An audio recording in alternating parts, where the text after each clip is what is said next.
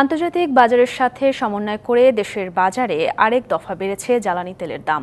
প্রতি litre petrol ও অকটেনের দাম 2 টাকা 50 পয়সা এবং ডিজেল ও কেরোসিনের দাম 75 পয়সা বাড়ানো হয়েছে। নতুন দাম শনিবার থেকে কার্যকর হবে। বৃহস্পতিবার রাতে জ্বালানি ও খনিজ সম্পদ বিভাগ থেকে এই সংক্রান্ত প্রজ্ঞাপন জারি করে। তাতে ভোক্তা পর্যায়ে ডিজেল ও কেরোসিনের বিদ্যমান মূল্য লিটার প্রতি 107 টাকা থেকে 75 পয়সা বাড়িয়ে 107 টাকা 75 পয়সা। পেট্রোলের দাম 124 টাকা 50 পয়সা থেকে 2.5 টাকা বাড়িয়ে 127 টাকা এবং অকটেনের দাম 128 টাকা 50 পয়সা থেকে 2 টাকা 50 পয়সা বাড়িয়ে 131 টাকা নির্ধারণ করা হয়েছে। গত 29 ফেব্রুয়ারি জ্বালানি বিভাগ তেলের স্বয়ংক্রিয় মূল্য সমন্বয় নির্ধারণের সূত্র নির্ধারণ করে।